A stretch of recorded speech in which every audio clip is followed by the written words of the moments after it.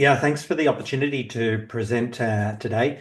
I presented a talk on the combination therapy approaches with PSMA theranostics. This is an area of immense interest in our centre. We've been doing PSMA monotherapy for over a decade now, and whilst the results are, exciting and life prolonging and improved quality of life, not all men are responding to the treatment, and treatment resistance is inevitable. So we really want to see, can we do better? And we think combinations is the way to go. So the combinations we've explored at Peter Mac are really a lot. We started with immunotherapy, like a PD-1 inhibitor. We've also done a trial of PD-1 and a CTLA-4 inhibitor, so really trying to activate the immune system. This approach seems promising, but the side effects from immunotherapy can be really tough, particularly in this population. So, I'm a little bit hesitant to combine with immunotherapy. We still have some results coming out. And then we have another approach of radiosensitization. So can we add a drug to increase the radiation damage to tumors from the lutetium therapy? The concept here is a little bit like when you go out into the sun and you get a sunburn. That's effectively what we're doing when we irradiate these tumors inside the body. We just can't see that. And your skin heals itself, and the tumors actually heal themselves after radiation damage as well. And we don't want them to. We want like a third-degree burn. So can we add agents that increase radiation damage? This is something that radiation oncologists with external beam radiation have been doing for a long time. So our approach here has been to try a PARP inhibitor. This is a drug that's used in prostate cancer already, particularly in men with particular mutations. But here we're not using it for that purpose. We're using it to increase radiation damage. PARP inhibitors stop the DNA from repairing. So if we add in a PARP inhibitor, this should increase radiation damage. We were very concerned that this approach could be very toxic, so we did a very careful dose escalation trial at Peter Mac, and we found that actually this combination is really super well tolerated. So this is an exciting combination. Another approach we've tried is combining lutetium PSMA with carbazitaxel. Carbazitaxel is a chemotherapy, and our first randomized trial compared lutetium to carbazitaxel. And although we found that lutetium was somewhat better than carbazitaxel, the carbazitaxel arm did pretty well. And in fact, the overall survival wasn't any different, despite the improvements in all the other endpoints, including quality of life with the lutetium. So many men who have lutetium still have carbazitaxel either before or after. So do we do better if we combine them? And taxane chemotherapies, much like the PARP inhibitors that I just spoke about, are potent radiosensitizers, but they'll also target the PSMA negative cells. So this is a trial called the LuCap trial that we've been running at Peter Mac, so I'll go through that trial design as well. And then we have some combinations of different radionuclides. Can we use two radionuclides? So we have a study open called the alpha-bet trial where we combine both lutetium PSMA and radium-223. And we know that these have a different mechanism of action. Radium-223 targets the bone metastases, and we know that most of the men seem to progress within bones after PSMA theranostics. So can we do better with this combination? So we've got this whole array of combination portfolio that we have running at our centre.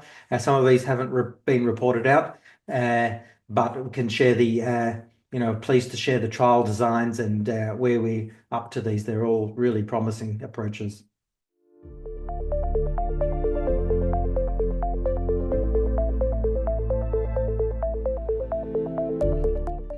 Yeah, that's a great question, because when we think about combined imaging, maybe not all men need such an approach, because you may increase toxicity. So particularly if you're elderly with good prognostic factors, maybe you don't want to go for combined therapies.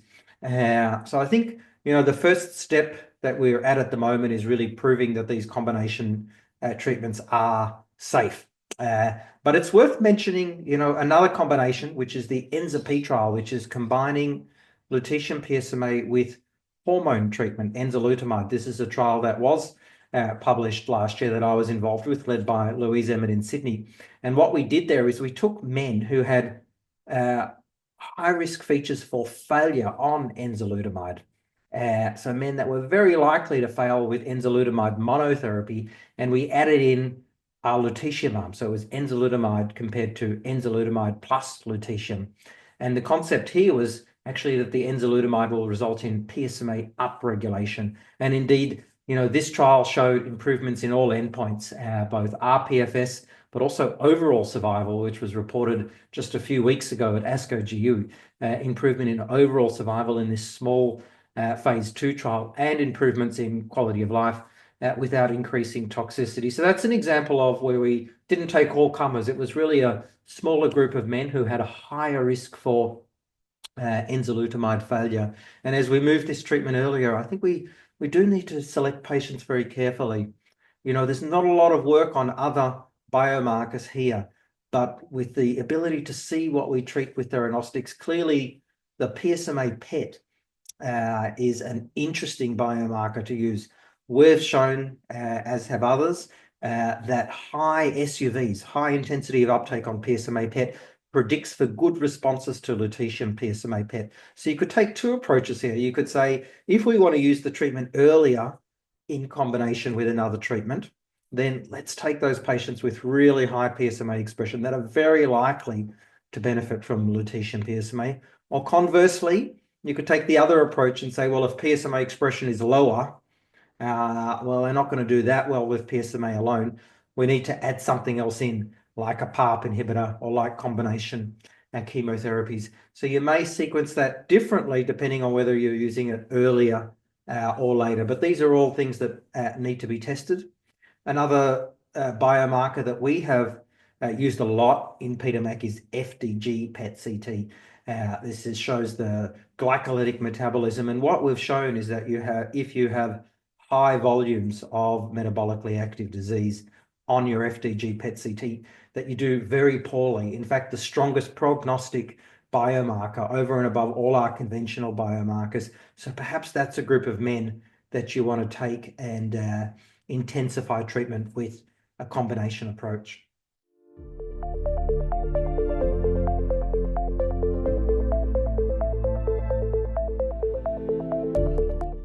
I mean, there's a lot of challenges to these combination approaches, and the main challenge is to date we have mainly some phase 1/2 trials showing safety and efficacy, and we don't have randomized trials of these combination therapies, except for the ENZA-p trial that I alluded to. So much work to be done.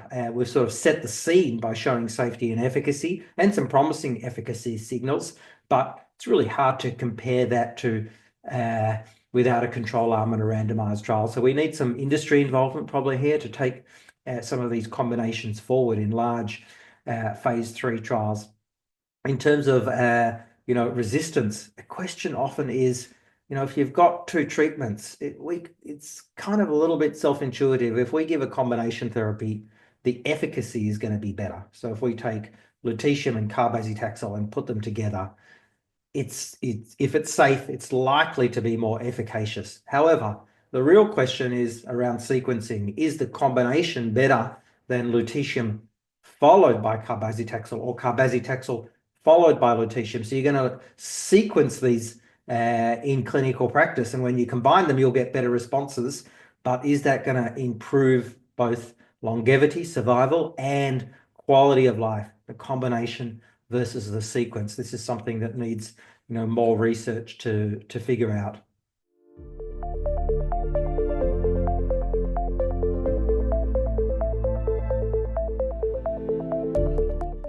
Yeah, it's going to be an exciting area. No doubt lutetium PSMA is moving from a last line of therapy.